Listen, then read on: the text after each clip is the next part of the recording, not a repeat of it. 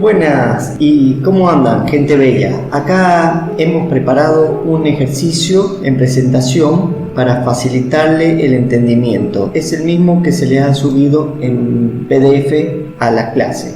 Este ejercicio elegido es el número 18, que dice: un cuerpo de masa 4 kilogramos se coloca en el punto A y se mueve por un camino señalado en la figura, que presenta fricción solo en el tramo CD. En el punto A, E se detiene momentáneamente al comprimir 0,3 metros un resorte de constante K igual a 1000 Nm/m.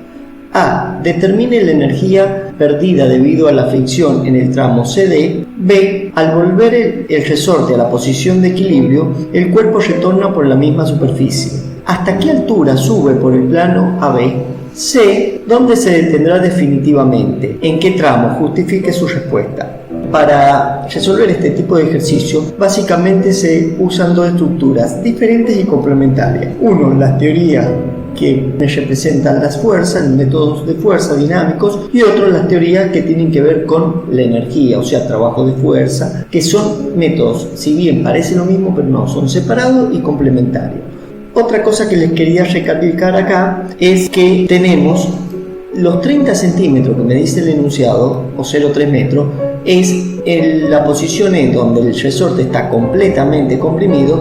Por lo tanto, hay que pensar en una posición E', que es donde el resorte está sin comprimir y es donde empieza a comprimirse el resorte. Salvada esa de interpretación del enunciado, ahora sí vamos y veamos qué nos dice la teoría del método de fuerza. El método de fuerza me habla sobre las leyes de Newton. Tenemos como primer postulado, la primera ley de Newton, la ley de inercia, que me dice que sobre un cuerpo que no actúa en fuerza, este cuerpo se mueve con velocidad constante en una trayectoria rectilínea. Esto se puede representar con la ecuación que estoy señalando ahí, de cantidad de movimiento, ímpetu o ímpetu lineal, para ser más preciso. La segunda ley de Newton, que es lo que me dice que si la cantidad de movimiento varía, la fuerza neta, la sumatoria de toda la fuerza, la puedo igualar a esa variación de la cantidad de movimiento en el tiempo. Un caso particular para cuando la masa es constante es la conocida ecuación por ustedes, que la fuerza neta es igual a la masa por la aceleración.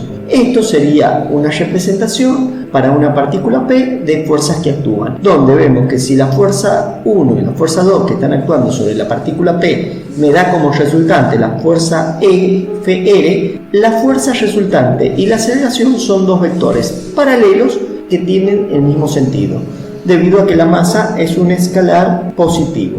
Y como tercer postulado de la ley de Newton, el principio de acción y reacción, que para mí esto nos facilita el entender el porqué de cada fuerza que actúa en el cuerpo. Por ejemplo, veamos en esta partícula, si hacemos la fuerza 1 y 2 sobre la partícula P, que sería esta, vendría dada si la partícula P está interactuando con dos partículas, donde la partícula 1 es la fuerza que la partícula 1 le ejerce a P, mientras que la reacción sería la partícula que P le ejerce a la partícula 1. Evidentemente estas son fuerzas de repulsión y nosotros lo que solo estamos graficando es la fuerza sobre la partícula P, no dibujamos la reacción. Al igual se puede entender entre la partícula 2 y P. La fuerza que 2 le ejerce a la partícula P la simbolizamos con la fuerza 2 sobre la partícula P, donde su reacción sería la fuerza P sobre la partícula 2. En este caso, las dos partículas tienen fuerza de atracción. Bueno, ese es el sentido de la tercera ley de Newton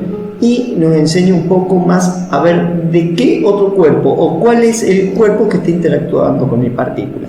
Mientras que el método de energía trata cosas diferentes y se sustenta básicamente en dos pilares que nos da una tercera pata, que sería la relación entre esos dos pilares. Un pilar es el trabajo mecánico de fuerza, el otro definiciones de energía y el otro qué relaciones hay entre esa energía y las fuerzas mecánicas. Entonces, ¿cómo definimos fuerza? Fuerza vamos a definir como que es el producto escalar de dos vectores, donde uno es el vector fuerza y el otro es el vector desplazamiento. Esto tiene interpretación gráfica, por supuesto, que puedo imaginarme que es la proyección de la fuerza en la dirección del desplazamiento por dicho desplazamiento. Eso me va a dar un número. Ese número también me lo puedo imaginar que si yo tengo un eje cartesiano y en el eje de las ordenadas represento la fuerza proyectada en la dirección del desplazamiento y en el otro eje el desplazamiento, el área de ese rectángulo también es el mismo número que sería el trabajo. Esta es la definición de trabajo para una fuerza constante, mientras que si la fuerza es variable,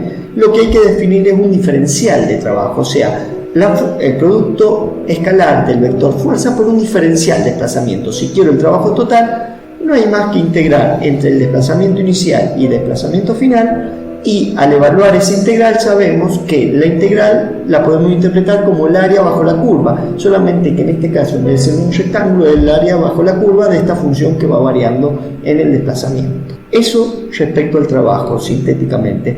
Ahora veamos qué tenemos respecto a energía. Energía tenemos básicamente la definición de energía cinética como un medio del producto entre la masa del cuerpo y su velocidad al cuadrado. La energía potencial gravitatoria, que la tenemos que es menos la constante de atracción gravitatoria universal por el producto entre las masas dividido en la distancia que separa las dos masas. Ese caso se puede reducir al caso particular que un cuerpo en la cercanía de la Tierra podemos contar con la constante de atracción gravitatoria y la masa de la Tierra, que es constante, unirle en un factor que va a ser la aceleración de la gravedad, por decirlo de alguna manera, el otro cuerpo va a ser la masa m y se me reduce en una ecuación, si está en la cercanía del radio terrestre y su altura varía poco, a que la energía potencial gravitatoria es el producto de la masa por la aceleración de la gravedad por la altura. También tenemos energía potencial elástica. La energía potencial elástica la vamos a definir como un medio de la constante elástica del resorte por su deformación al cuadrado. Y por último, la suma de la energía cinética más las energías potenciales me dan como resultado la energía mecánica. Ahora veamos qué podemos hacer respecto a las relaciones entre energías y trabajo de fuerza. Acá tenemos lo siguiente: el trabajo neto, la suma de todos los trabajos que actúan en nuestro sistema, en nuestra partícula, en este caso, la podemos igualar a la variación de energía cinética. Luego, el trabajo de la fuerza conservativa la podemos asociar a menos la variación de energía potencial, mientras que el trabajo de las fuerzas no conservativas lo vamos a asociar al cambio de energía mecánica. Teniendo en cuenta estos criterios, ya estamos en condiciones de empezar a analizar nuestro ejercicio. Como primer término vamos a evaluar el tramo desde A hasta E. Esto es un gran potencial de energía porque no me hace falta evaluar tramo por tramo. Directamente, si yo conozco la configuración inicial y la configuración final, y donde lo que me falta es algún dato nomás, puedo evaluar configuración inicial y final y averiguar lo que me falta desde ese punto de vista. Por ejemplo, si nos ocurriese evaluar el tramo AD, que ahí es donde realiza el trabajo la fricción, no tengo datos de lo que está pasando en el punto D, sobre toda la energía cinética. Entonces me conviene evaluar el punto AE. Si planteamos que el trabajo de la fuerza no conservativa es igual a la variación de energía mecánica, donde esta variación está representada por la variación de energía cinética en el tramo AE más la variación de la energía potencial gravitatoria también analizada en el mismo tramo, al igual que la variación de energía potencial elástica, recordando que una variación se calcula como estado final menos estado inicial, ¿qué es lo que vamos a tener como resultado? El trabajo de la fuerza no conservativa sería el trabajo de la fricción solamente en el tramo CD, que es donde me dice que disipa energía el enunciado. Luego tenemos la energía cinética en E menos la energía cinética en A, la energía potencial gravitatoria en E menos la energía potencial gravitatoria en A, igual que la energía potencial elástica en E menos la energía potencial elástica en A. Si evaluamos esto, me queda que la variación de energía cinética vale 0, ya que las velocidades es 0 tanto en A como en E, que la variación de energía potencial gravitatoria, como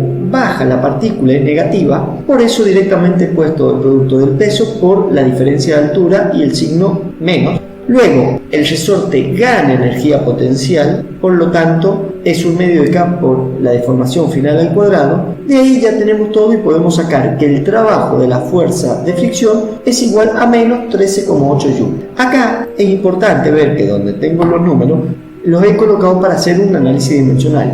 En este caso voy a hacer el análisis dimensional de uno de los sumandos, le dejo el otro para ustedes.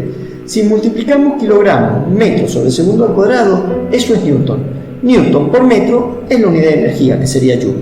Entonces, ahí damos por terminado el primer punto del ejercicio. Ahora vamos al punto B. Dice, ¿qué pasa cuando retorna, que no vuelve al punto A, vuelve a un punto más bajo, el A'? ¿Está? Bueno, ahí vuelvo a usar el método energético y evaluamos la variación de energía mecánica igual al trabajo de la fuerza no conservativa entre el punto A y A', pasando por todos los puntos intermedios, A, B, C, D, E', vuelve a E', D, C, B y A'. Entonces, aquí, ¿qué es lo que vamos a tener? Que la variación de energía mecánica es igual a la variación de energía cinética desde A a A', y más la variación de energía potencial gravitatoria desde A a A', y como en A y en A' la energía potencial elástica no tiene variación, vale 0. Entonces, ¿qué es lo que sucede? Acá tenemos que el trabajo de las fuerzas no conservativas realiza la fricción trabajo tanto cuando pasa por el tramo CD de subida como cuando pasa por DC ahora de bajada. Como el módulo, esa energía disipada es la misma y las dos veces son negativas, por eso se coloca menos 2 veces por el valor de la energía disipada por la fricción, mientras que la variación de energía cinética vale 0, y acá hemos colocado la variación de energía potencial gravitatoria como el peso por la altura final al cuadrado menos el peso por la altura inicial al cuadrado. Y acá, despejando la altura, tenemos que la altura me da 2,296 metros. Acá está la ecuación, que sería la altura final igual a la altura inicial menos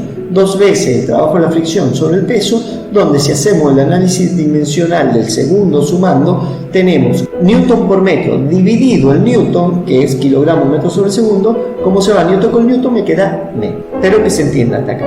Acá voy a analizar gráficamente cómo varía la energía en función del desplazamiento, porque es un gráfico que ayuda a aclarar mucho. Por ejemplo, acá tengo todos los tramos, desde que va a hasta A'. Entonces tenemos que la energía mecánica desde A hasta el punto C se mantiene constante.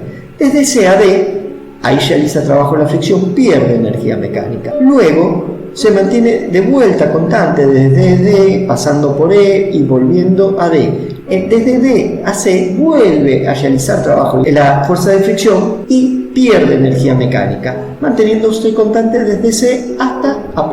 Analicemos qué pasa con la energía potencial gravitatoria. Tiene su valor máximo, sí, igual a la energía mecánica en el punto A, luego baja a 0, que es mi referencial de energía potencial gravitatoria en B, desde B a C vale 0, después desde C, como comienza a subir por el plano inclinado, aumenta su energía potencial gravitatoria hasta D. Fíjense que como D tiene la mitad de altura que el punto A, su energía potencial gravitatoria también es la mitad que en el punto A. De ahí se mantiene constante hasta que vuelve a D, volviendo a bajar, como baja por el plano inclinado, entre C y D, siendo 0 hasta B, y volviendo a aumentar desde B hasta el punto A final. Veamos ahora qué sucede con la energía cinética. La energía cinética empieza en 0 en A, desde el reposo, me dice el enunciado que parte. Luego ahí empieza a aumentar hasta llegar a su máximo valor en el punto B, que sería igual que el de energía mecánica. Desde ahí se mantiene constante hasta C y donde comienza a bajar hasta un cierto valor en D. Entre D y E',